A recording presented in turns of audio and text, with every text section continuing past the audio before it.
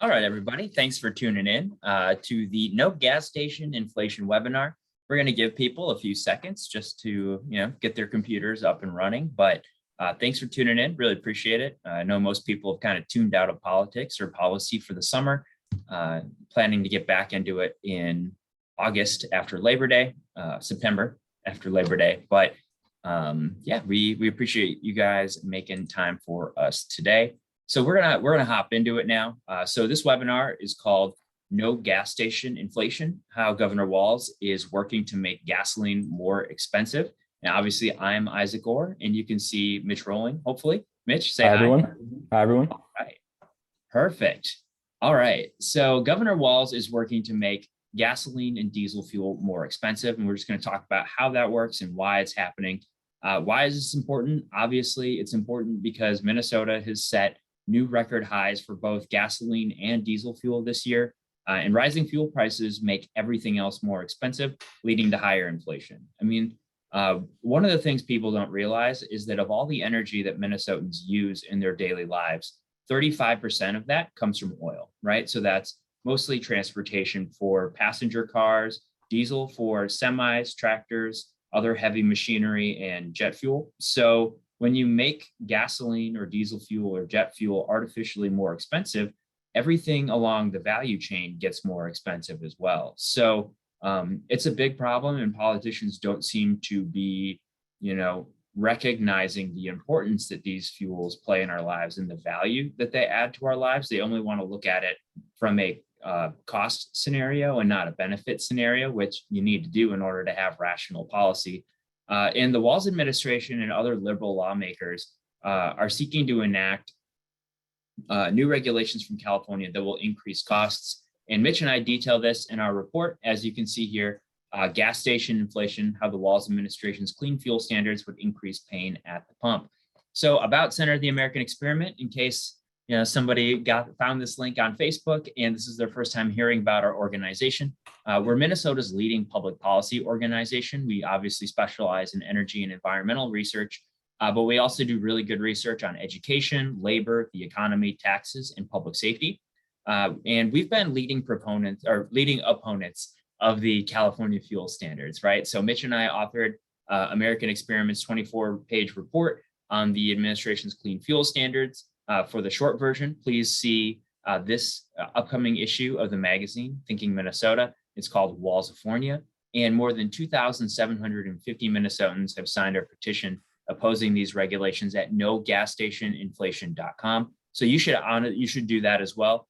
Share the link with your friends and family. Let's get that up to 10,000 because that would really, really send a message. So about me, in case you don't know, I'm a policy fellow specializing in energy and environmental policy at Center of the American Experiment. I write a lot about mining. I write a lot about electricity policy.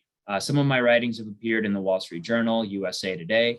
But the most important thing, I think, is I grew up on a dairy farm in Wisconsin, right? So that's why I'm so passionate about the issues that affect the lives of rural Americans. And Mitch, why don't you tell us about yourself? Yeah, I'm Mitch. I'm a policy analyst at the Center of the American Experiment. I started as an intern back in 2018 before I graduated college. And I ended up building some energy models that we use for calculating electricity costs in 8 states across the country so far. I also graduated from the University of Minnesota with a degree in history and Jewish studies. And there I wrote for a school newspaper. And now I'm writing about energy and environment at the Center of the American Experiment. Well, and you just got your master's, right? Not yet. I still have one more semester. I took the exams and that's on the way. Okay, well, my bad. I've been telling people you have your master's in finance, but I guess that was a little premature. One more month and it should be in the bag. Okay, great. All right, hopefully I can keep going here. Here we go, overview. So why is gas so expensive? How is Governor Walz trying to make gas more expensive? And why is the administration trying to downplay their interest in enacting the clean fuel standard? So this is data from the U.S. Energy Information Administration showing the price of gasoline going back to 2001.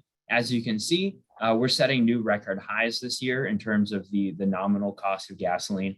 And Some people, gas has been going down for the last month or so, but there are concerns that when we stop releasing some of the strategic petroleum reserve, that those costs are going to go back up. So we'll see what they do, but the situation is very volatile, to say the least. So one of the reasons why gasoline prices are so high now is the COVID lockdown, or COVID-19 and the lockdowns. So basically overnight, the demand for oil collapsed. That caused the price to go negative for a period of hours or days, depending on what data you're looking at. So oil producers were losing money, and they decided, okay, we need to stop producing more oil because we're losing our shirts on this. And they've been slow to increase that production back up to pre-pandemic levels. And you can say, well, why might that be? And it's because the Biden administration immediately began erecting barriers to U.S. oil production. I mean, this was kind of day one things that the administration was doing to either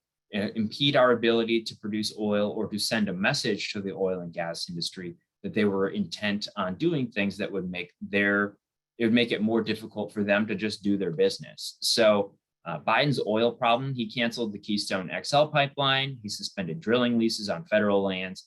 He's thwarting new oil and natural gas pipeline construction. And he's also telling the Security and Exchange Commission to force companies to disclose their climate risks, which is really being used as a way of imposing ESG, or environmental social governance standards, on private companies. So all of this is a whole of government approach to reduce oil and gas production in the United States.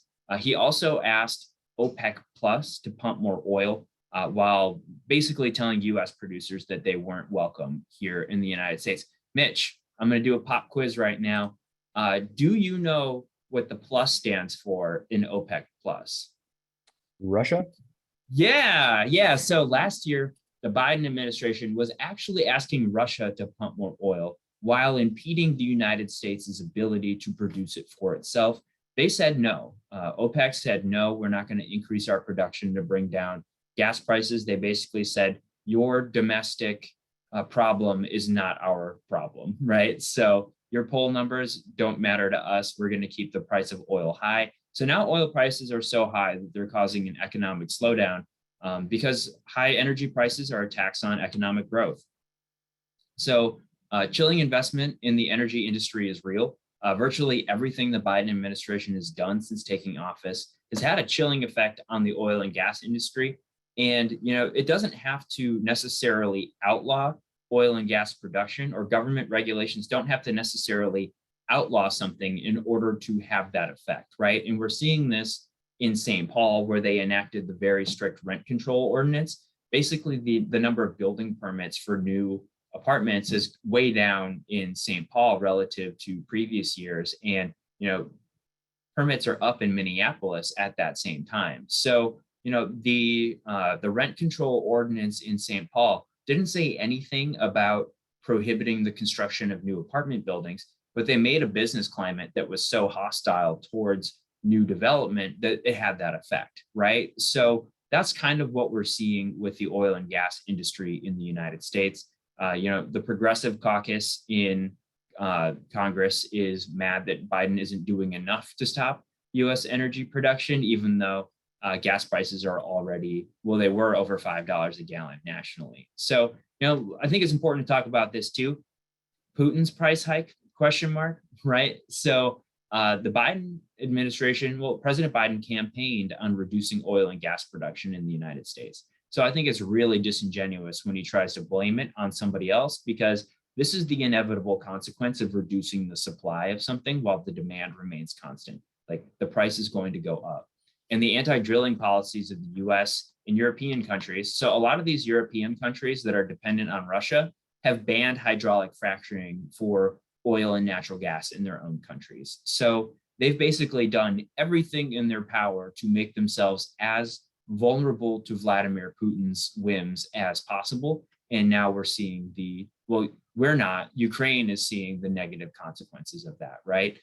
So Biden's obstacles to American energy production are essentially putting money in Putin's pocket every day. So, when the administration announced that they were going to be cutting off Russian oil imports to the United States, right? They said the United States isn't going to import any more gasoline, diesel fuel, or crude oil from Russia. That was mostly symbolic. We were getting some of our developed petroleum products from Russia, but really the thing is, the oil and gas industry is a global commodity. It's like corn, it's like soybeans.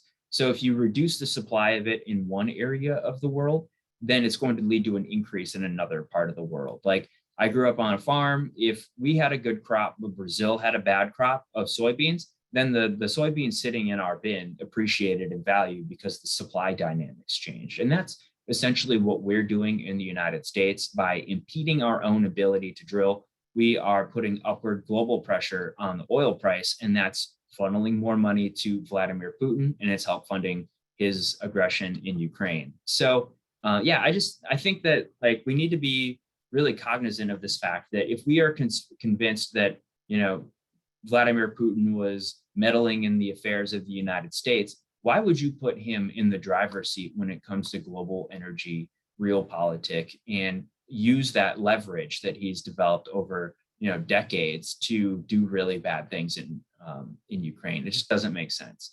And also, we need more refining capacity. The Biden administration is sending oil from the Strategic Petroleum Reserve to China and Europe because we don't have enough oil refining capacity in the United States to process this into the crude oil that we need. And refineries are closing down or switching to biofuels due to California fuel standards and other policies enacted by liberal politicians. And we need to be building more refineries and upgrading our existing ones. But investors don't want to write big checks because they think that, the government's not going to let the internal combustion vehicle exist past 2035. So why would I invest money today in an asset that's going to take me 20 or 30 years to recoup? So, everybody thinks that there's going to be an easy glide path, and not everybody, right? I think that the people who are promoting these kind of utopian visions of switching to electric vehicles don't realize that investors are going to start withholding their money faster, right? It's not going to be an easy glide path from low cost gasoline to electric vehicles, because that's not how rational people invest their money in the private sector. So we're going to get back to Minnesota a little bit here now. So we've also done things here in Minnesota to make ourselves more vulnerable to price increases. Governor Walz delayed the Line 3 pipeline replacement project multiple times for no scientific reason, sending a chilling signal to the oil and gas industries. There was supposed to be another pipeline coming across Minnesota, the Sandpiper pipeline, that got canceled due to local opposition. That was the Dayton administration. But, rather than putting up obstacles to building more pipelines in Minnesota, we should be, facilitating the importation of crude oil from Canada, because it's very significant. Minnesota is one of the largest corridors for energy in the country, right? So the additional Line 3 capacity that is now working, because we did replace the Line 3, the existing Line 3 that was operating at half capacity due to corrosion. Now that Line 3 is operating at full capacity, it is importing more oil every single day than we were importing from Russia. So the decisions that we make on a state level have international implications, right? So we need to be thinking about this when we're, thinking about, okay, well, what's the best strategy moving forward for our energy policy? And now we're going to get into how Governor Walz wants to increase prices. But Mitch, do you want to go back and forth on any of the stuff that we've talked about so far? Are you good so far? I think I'm good so far. Yeah, you've made a lot of the good points. Perfect. All right, so we're gonna talk about the clean fuel standards that the governor wants to implement. So he tasked the Minnesota Department of Transportation and Agriculture with adopting California fuel standards that will increase the cost of gasoline and diesel fuel between 20 cents and $2 a gallon, depending on how the program is structured. So so this regulation originated in California, and its aim is to reduce greenhouse gas emissions from the fuel supply. And like I said, it's already increased the cost of gasoline in California by 22 cents a gallon, according to the consulting firm Stillwater Associates. And it will have huge cost increases in Minnesota if it's enacted. So if costs only go up by 20 cents a gallon, that's another $210 per household per year. But if it's $2 per gallon, which is also a possibility based on proposed legislation, that's $2,127 per household per year for the foreseeable future, right? So that's not just a one-time thing. That is a annual payment. So what is this California fuel standard? In California, they call it a low carbon fuel standard. It's also been adopted in Oregon, Washington, and Canada is working on implementing a nationwide standard here. So it's basically a complicated cap and trade program created by the government aimed at lowering emissions of greenhouse gases. And it attempts to do so by reducing the average amount of greenhouse gas emitted by burning fuel for transportation in the state every year. Like some proponents of the clean fuel standard say, oh, well, this is a market-based thing. It's like, you can't have a mandate and then pretend it's a market. That's a very disingenuous argument. So I just want to put that one to rest right now. Under the regulations, the government sets a limit on the amount of CO2 that can be emitted from a fuel. They call it the carbon intensity sold in the state, with the regulations becoming stricter every year. And in California, the regulations are designed to make the CI, or the greenhouse gases in fuel, 20% less by 2030. And fuel sold in the state with the CI score above the limit, so that's here, will generate credits. So basically, if your CI, if your carbon intensity of the fuel you're selling, let's say it's ethanol or biodiesel or renewable diesel, is below the limit set by the government, then you're going to get a credit. If you're selling regular diesel fuel, you're going to generate a deficit. And every year and we'll talk about that. So what is a credit? A credit represents 1 ton of carbon dioxide averted, and the cost fluctuates every year. And it actually fluctuates on a month by month or day by day basis. We just take the annual data from the California Air Resources Board. And so basically, like if you're an oil refinery and you're producing gasoline, you need to find credits from like an ethanol producer or a biodiesel producer or an electric company that's selling electricity for electric vehicles, and purchase the credits that they generate through this program. And basically what you do is you pass that cost on to your consumer because it's an additional cost for the oil refineries. So in 2021, the average cost of a credit in California was about $180 per credit. That's come down quite a bit over the last year, actually. So I think the last time I looked, it was like $130 a credit, which is pretty low, but that's mostly due to more renewable diesel coming online. And also Californians have not taken to the roads like other states have. Maybe it's because they're losing so many people. Basically, the cost has come down right now, but who knows what'll happen when these other states come online with their renewable fuel standards. So let's look at the cost, how the CFS affects costs. So to comply with the regulations, we talked about how you have to either blend lower carbon fuels with your gasoline, or you have to buy credits. So in California, they pay about $1.30 more per gallon. 51% of that is the state gas tax, 18% is the federal gas tax, 22 cents of that is the low carbon fuel standard. They have a cap and trade program out there too, which is it's basically a duplicative tax on any CO2 emission out in California. So it's a pretty substantial share of the additional costs that California has. And we're going to look at this in a little bit more detail later. But for every deficit that's created, there has to be a credit to offset it. And like I said, these are passed on to consumers. So as the regulations get stricter, the costs get higher, right? So every year you're required to reduce the amount of CO2 in your fuel. And that means for the same gallon of gasoline that you sell in 2011, you have to buy a lot more credits in 2020 and even more credits in 2030 in order to sell it. So there's a structural part of this program that's going to be increasing the costs. And we can see that in Oregon, right? So the Department of Environmental Quality in Oregon has a page called the cost of the clean fuels standard or clean fuels program, which is what they call the California fuel standard in Oregon. Every state has a little bit different name for the program, even though it's essentially the same regulation. What a lot of people will do is they'll look at the cost of the clean fuels program website, the proponents of the California fuel standard. They'll say, oh, well, in 2020, it was only 3.7%, but then they ignore the fact that the regulation gets stricter every year. So as the regulation gets stricter every year, the cost of complying with the program increases. So if you just take the formula that the Oregon DEQ puts on its website, you can pretty easily extrapolate the cost up to 30 cents a gallon almost by 2030. So we just took the formula. Mitch did it.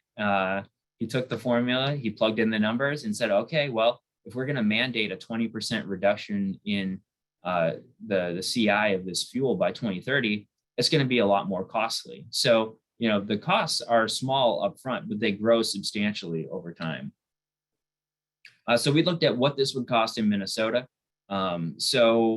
Basically, if the credit price is the same as Oregon, it'll be about 29 cents a gallon by 2035. If we structure this like California's fuel standard, low carbon fuel standard, California prices, it'll be about 39 cents a gallon. And then Stillwater said, okay, well, if the credit price is $231 per gallon, which is basically the limit, in California, this program was so costly that CARB, the California Air Resources Board, which administers this program, said, okay, we need to stop this credit market and we need to put a price cap on it because it was costing people way too much money and they didn't want to erode public support for the program. So, they say it's a market-based thing, but how healthy is a market if you need price controls? But unlike the California, so here's the thing with Minnesota, this regulation, the clean fuel standard, or the California fuel standard, it's different than the electric vehicle mandates that the Walz administration enacted last year. So those mandates, the state of Minnesota has to take California's mandates basically verbatim as part of the Clean Air Act. But because this is not a Clean Air Act issue here in Minnesota, we can make them these regulations less strict or more strict than California's. And unfortunately, we've decided, some members of the Minnesota House of Representatives have decided to make our regulations even more stringent than those in California. So instead of mandating a 20% reduction in greenhouse gases from fuel by 2035, it said we need a 25% reduction by 2030 and a 75% reduction by the end of 2040. And this is why the prices of the program would go up so much relative to what California is currently paying. And actually reached out to the representative who introduced this bill and just said, hey, here's the math on this. Are you sure that you want to, be supporting this legislation due to its cost? And I never heard back from them, unfortunately. So if you did the 75% reduction in carbon intensity by 2040, you're looking at $2 a gallon on the high end and $1 a gallon on the low end, which is enormous, right? This is 5 times what it currently costs people in California on the low end. So, this is absolutely real money. And, every time a bad policy idea like this is floated, you've got a whole bunch of green groups that go around pretending that it isn't going to increase the cost for people.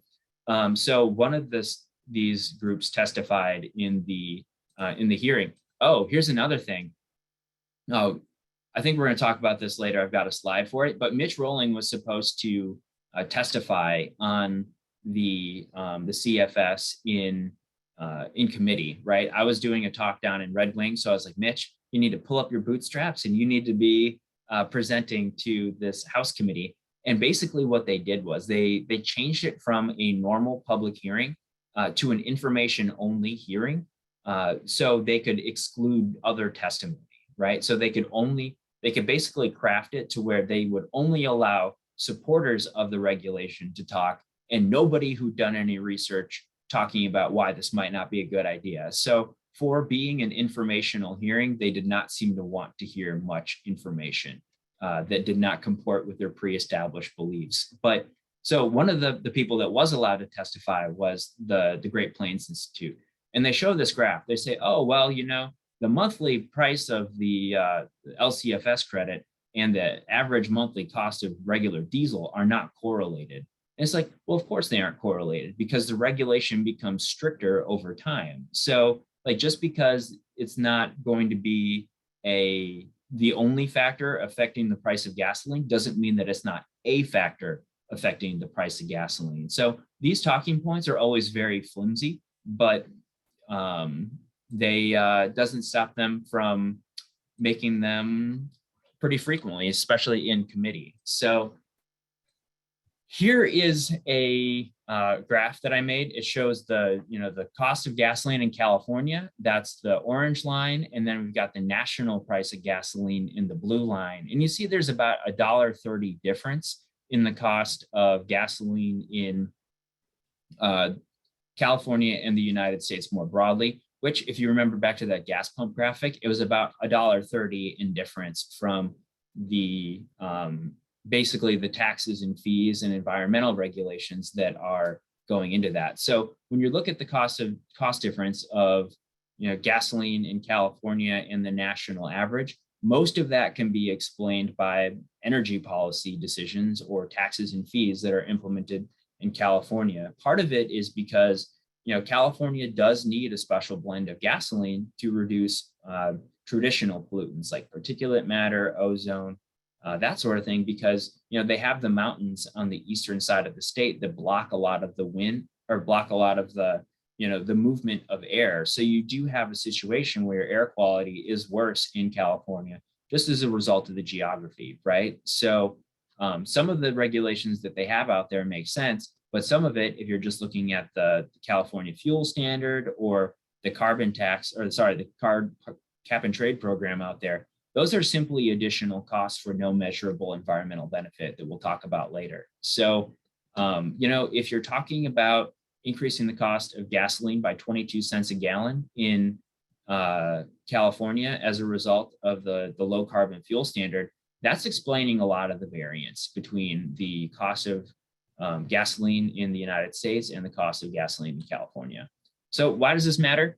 As somebody who grew up on a farm in rural Wisconsin, like, energy costs are a huge issue because people who live in rural areas pay a disproportionately higher amount of their income in energy costs just to stay warm, just to keep the lights on. And this graph, or this map, doesn't even show the additional transportation costs that people have for, because they have to drive further to get to work, they have to go get their groceries or take their kids to dance lessons. So for people living in greater Minnesota, and just anybody really, $210 is real money, but $2,127 is very real money. And it's really unconscionable, in my opinion, to be imposing these kinds of costs while it won't have any real benefits. So the important thing to remember is this regulation is all pain and no gain. The California fuel standard will not save the planet, but it will harm Minnesotans. So it's going to cause them to, make people pay more at the pump. Mitch and I estimated that this policy would reduce emissions by about 7.3 million metric tons of CO2, which means it would only avert 0.0002 degrees C of potential future warming by 2100, which is an amount so small that you can't even measure it. Like, when you look at the MPCA filings that we did for the California car mandates, so the electric vehicle mandates, we asked the MPCA to quantify how much difference it would make to the future global temperature. And they said they didn't want to do it because you can't quantify it, right? So the administration knows and understands that the reason they don't talk about how much global warming any of their proposed policies are going to achieve is because it's going to be too small to measure.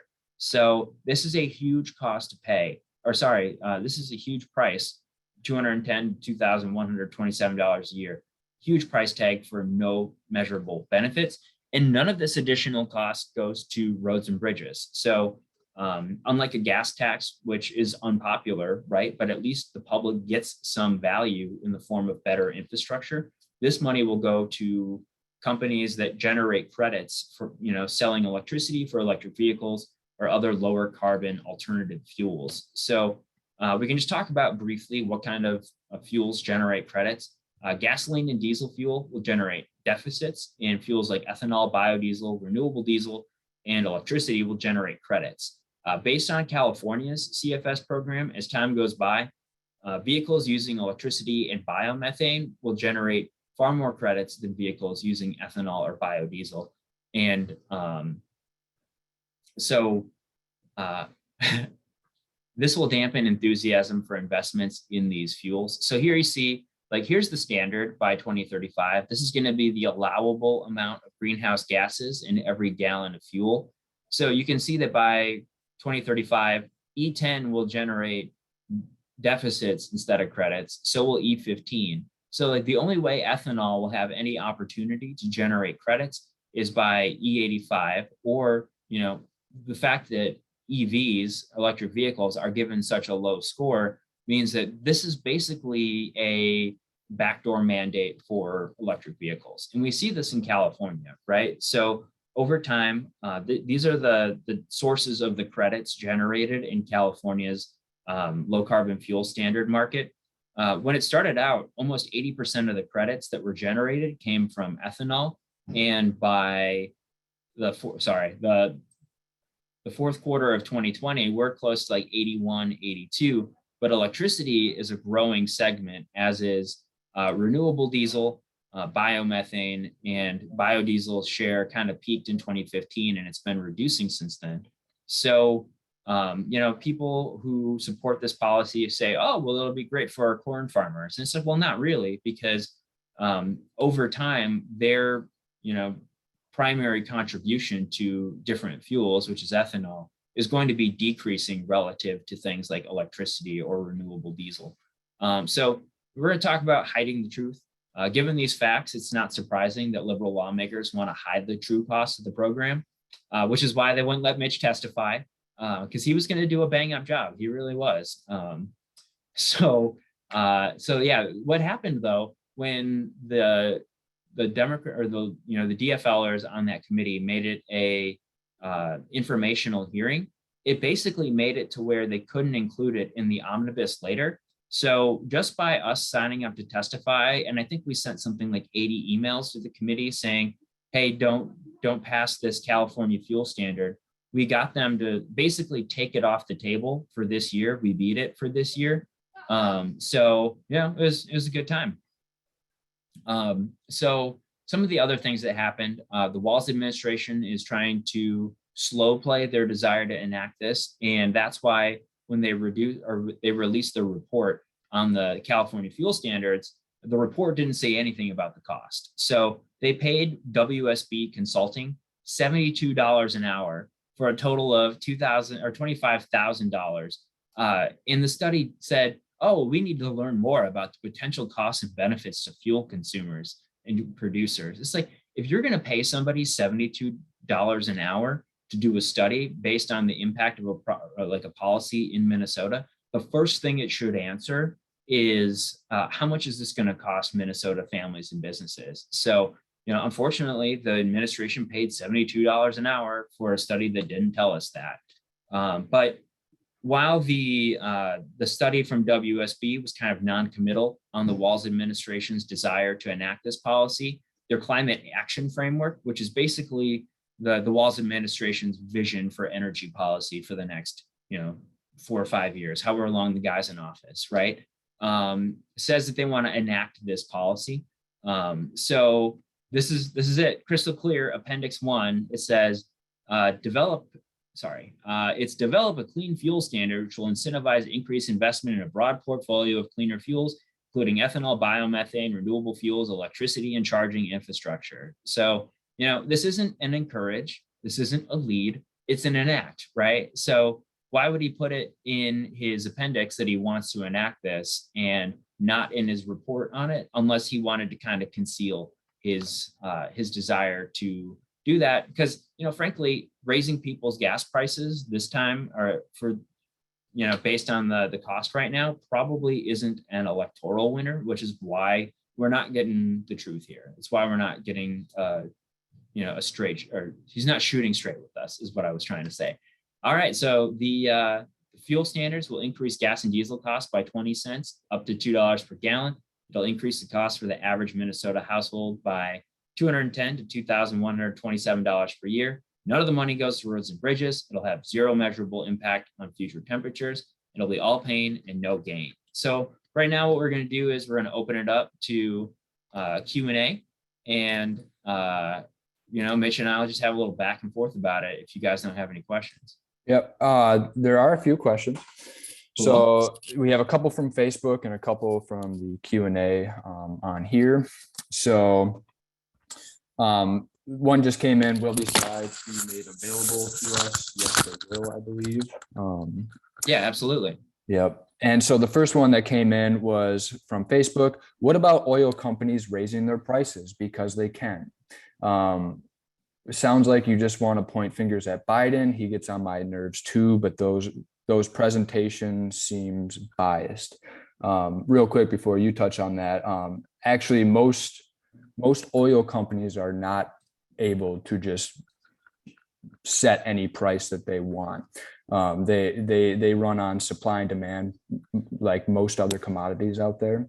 And, Isaac mentioned this before, they are actually running at a negative for a period in COVID. And they wouldn't do that if they were allowed to set their prices. And Isaac, if you want to touch on that. Well, yeah, I mean, I understand the sentiment, right? Because there isn't really a real competitor to oil, right? You kind of just go to the gas pump and you're stuck with whatever price there is. So like, I understand that resentment, but it is like, if the oil companies could, easily control the cost of oil, then why did the price come down for the last 24 days? Or why hasn't it been higher than it currently is, right? So there is a supply and demand dynamic that happens with that. It's all about, all right, well, what's happening globally? We've shut down, Russia's shut in some of their production because of sanctions.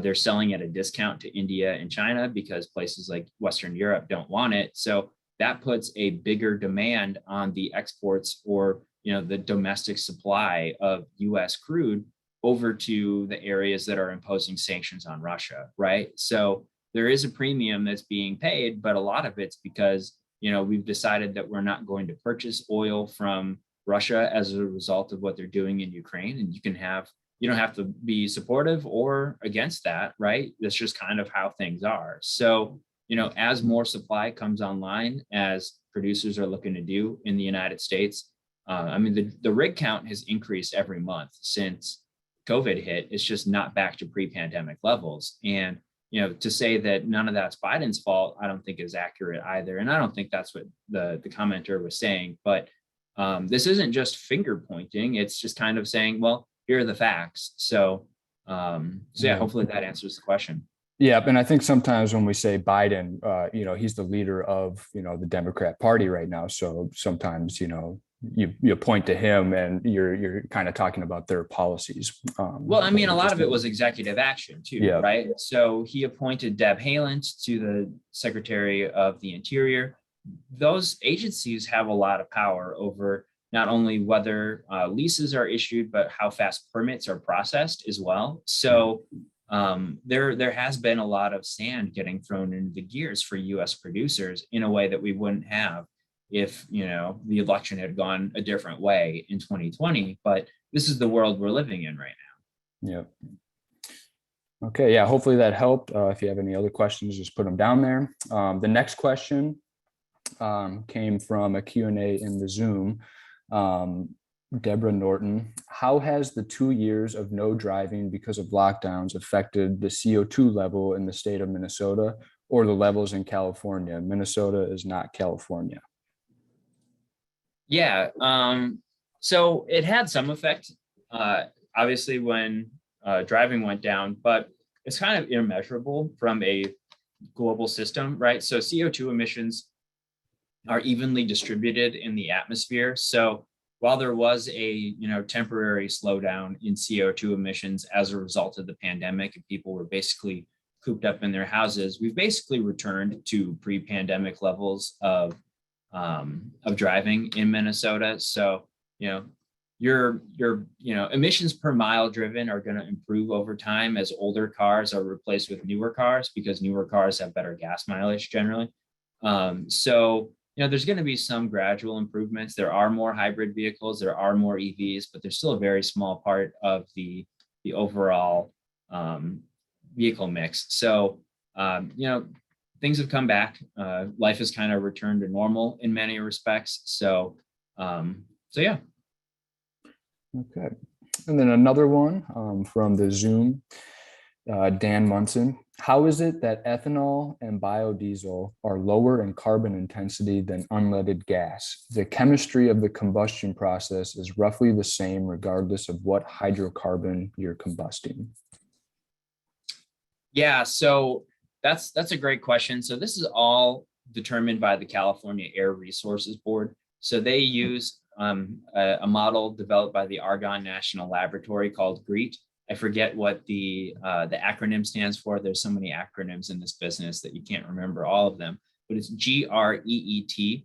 And essentially what they're saying is, all right, well, yeah, the emissions from combusting this are the same, but you've used solar energy to grow this crop for, the last, 9 months, or sorry, 4 or 5 months. And that's going to be like kind of netted out, right? Because you're basically taking CO2 from the atmosphere in order to grow this crop, and then you're returning that CO2 after you burn it. So it's not new CO2 in the atmosphere, whereas they say, well, for oil, you're basically taking this CO2 that's been sequestered in deep rock formations and releasing it. So that's how they do the calculation for biofuels. But I understand the sentiment. All right, and then another one from Facebook. Do you support any measures to reduce oil and gas use, or anything to attempt to save the planet for humans to live here?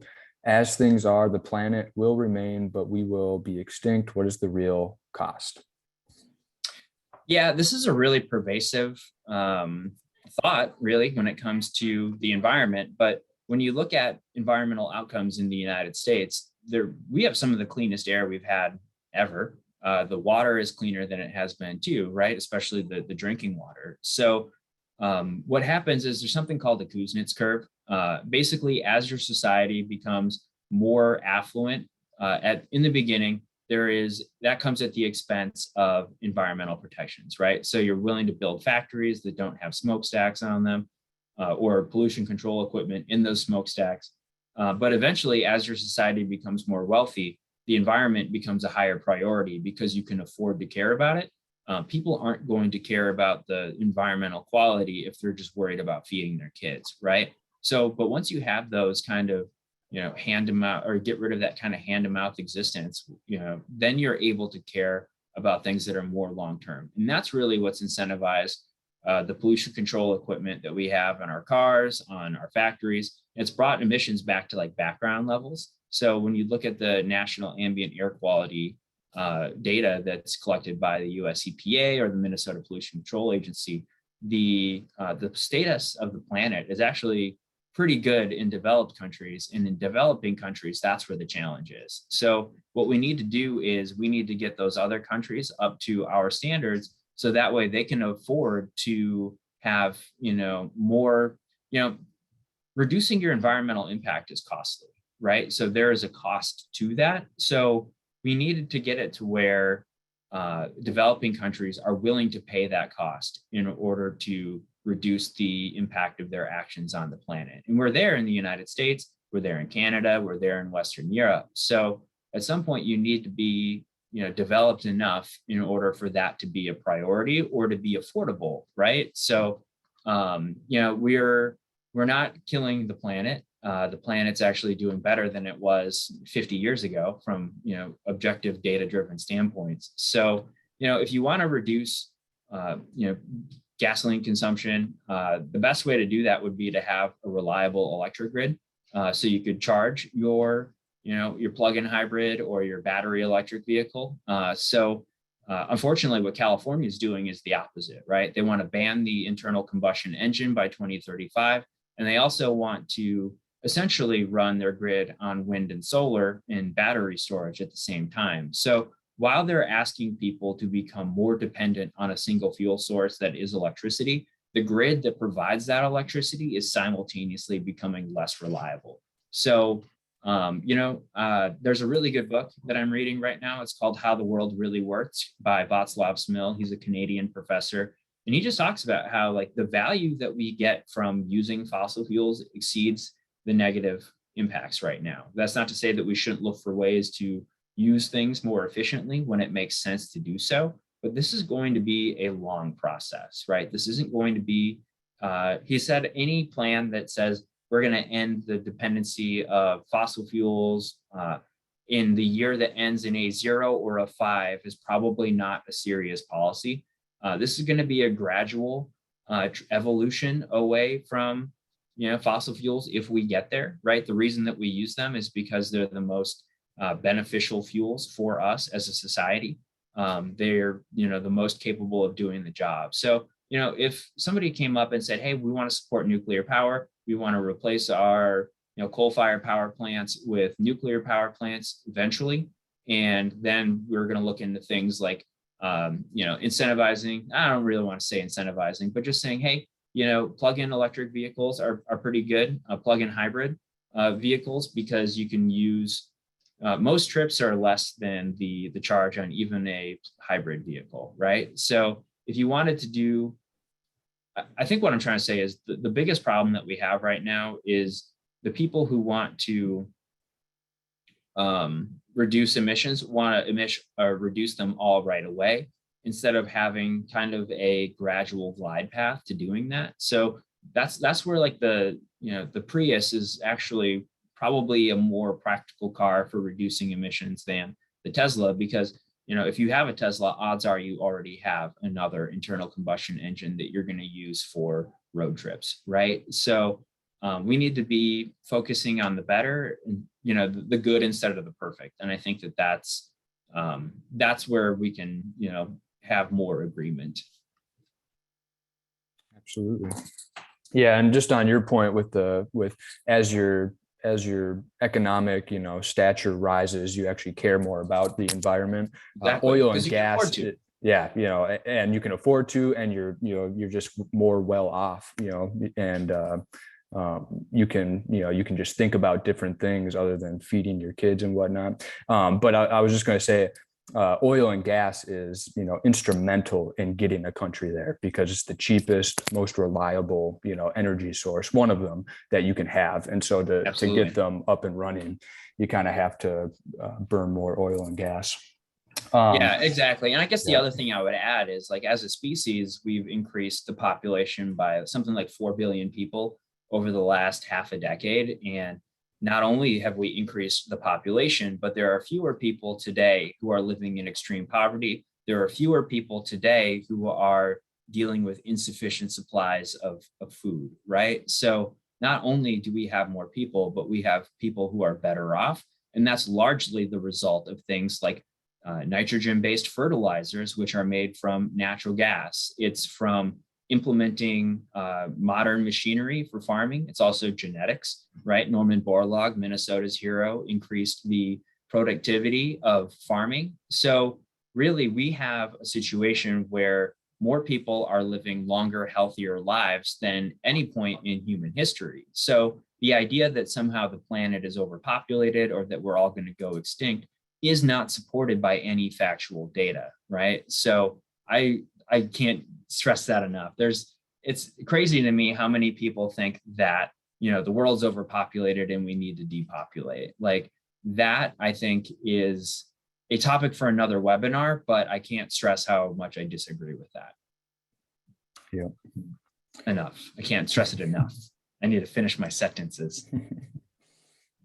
All right. And then the next one, what about nuclear energy? Has that been studied? By Jackie Schroeder. And I think if this is in relation to the CFS and the carbon intensities, I think that they include that in like the electricity, right? Because nuclear energy will feed into the electricity market. And so they kind of, they kind of quantify what the carbon intensity of the electricity grid is. I believe that's how they do it, right? Yeah. And they would do that in Minnesota too, right? Yeah. So we have coal plants yet, we have natural gas plants yet, we have wind. So they would try to take an average probably of the carbon intensity of the grid, based on, okay, what's the current mix of coal, natural gas, and assess that to people who are charging their cars with electricity. That would be probably the best way to go about it. But a lot of times, obviously nuclear is a big part of Minnesota's fuel mix too. So that plays into it. But so yeah, that would be part of making sure that this is as science-based as possible. But if you built more nuclear power plants, you would have lower, CO2 emissions from the grid. Absolutely. Mm-hmm. All right, then we have a couple points here. Sure. Dan Munson says, a point, not a question. The oil companies are not making record profits. For example, ExxonMobil made more money in 2012 and 13 than they are making right now. All right. Yep. Well, and they lost their shirts for a while too, right? Yeah. So 2014, the price of oil went from like $117 a barrel down to like $10 a barrel briefly, right? So like there was a huge period of time where like the oil companies, especially American companies that were doing hydraulic fracturing, these were mostly at the beginning small, independent oil producers, not the big ones, not the Exxons, not the Shells. So these like independent oil producers basically had very tough times from 2014 until, I think it was 2016 was the first time oil had broken $50 a barrel in a really long time. So during those times, shareholders were basically subsidizing the low prices that Americans were really the world was having at the pump at that time. So now there is a situation where these oil companies and the shareholders of these oil companies want more dividends, they want more returns, so they want the company to be more disciplined basically, and not spending all kinds of money to necessarily increase production immediately. So these are demands that come from shareholders, and yeah, that is playing a part in the prices, absolutely. But this is a global market, so what you want to do is you want to be getting rid of hurdles that increase the cost of producing oil in the first place. So there's some give and take in there, absolutely. Yep, and just to be able to have supply, right? We instituted a lot of policies and really just killed sentiment to invest in the oil industry, and that reduced supply at a time when we needed it. So another point, more electric vehicles, the lesser the demand for gas, the price goes down for those who drive gas-powered cars. Yeah. And then, sure. I mean, if you can afford an electric vehicle, great. Yeah, that will reduce the demand for gasoline. Sure. Yeah. David Siegel on the Q&A, how will the Walz plan affect the economics of the use of oil other than for transportation as in manufacturing? So this is really geared towards transportation fuels. So the regulations will be on transportation fuels, but I don't think that it would be unreasonable to expect the refineries to try and recoup some of the additional costs through all of their products, right? So while I haven't looked into that specifically, that would be my initial inclination. So if an oil refinery has your transportation bucket here, so that's gasoline, you have your diesel bucket here, which is more heavy industry, and then you have some of these specialty oils from manufacturing, they're probably going to try and increase all the prices in order to make up for the fact that they have to purchase credits from people that are selling electricity for EVs. All right. So I don't know, we're probably down to the last question, huh? Yep, we have two more. Okay. Oh, another one just came in. So another one from Deborah Norton. How can we get the truth from Walz now? It should be public information, and the media should be reporting on this and the facts presented by American Experiment. Yeah, I mean, he doesn't really have an incentive to come forward with this right now, right? I think that this is probably a term 2 initiative if he is afforded that opportunity. So what we've done at American Experiment is we tried to do an open records request on the administration to see if they were trying to influence the outcome of that report that they paid, $72 an hour for, in order to get them to downplay the costs. And what we learned is that, at least in the Department of Transportation, the messages that they have in like Microsoft Teams or Slack are deleted every day. So we don't really know what the people inside of the Department of Transportation were saying about the policy or what should be in the final report. So we can't really speculate on that. But yeah, I don't think that he's going to come out and say, hey, I want to increase gas prices by 20 cents a gallon, vote for me in November. I just don't think that he's going to do that. Yeah.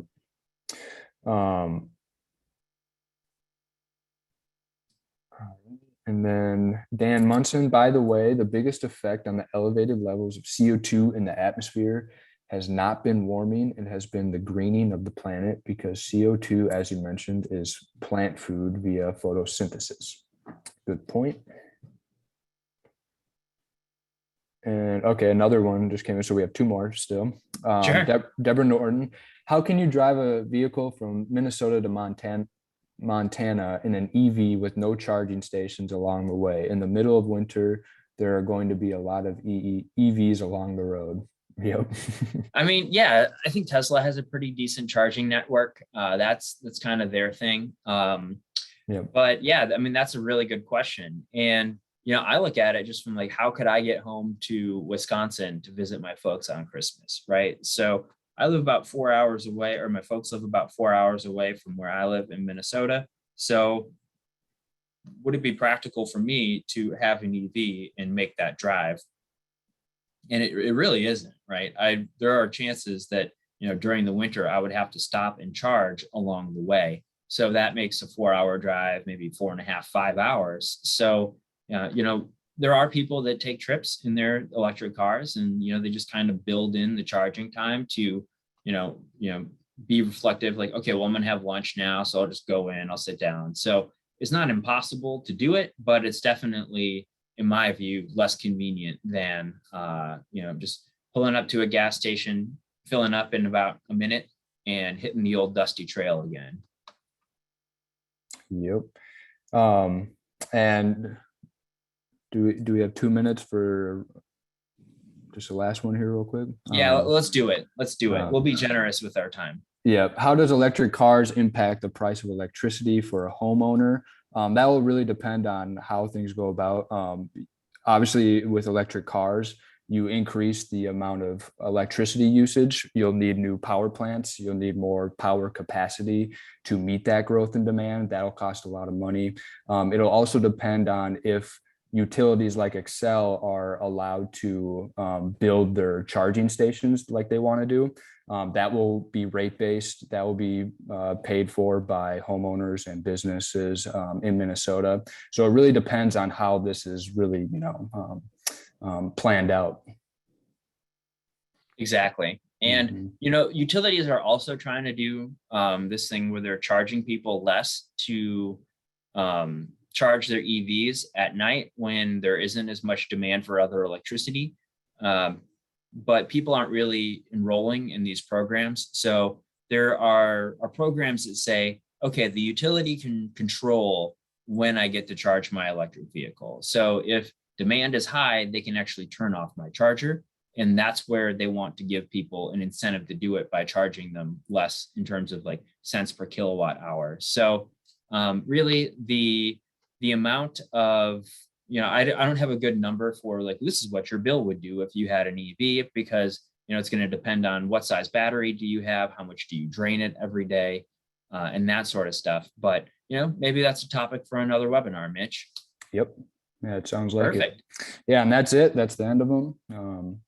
All right. Well, that sounds like a good opportunity to say, hey, if you've enjoyed the presentation today and you want to learn more, check out our report at americanexperiment.org. It's called Gas Station Inflation.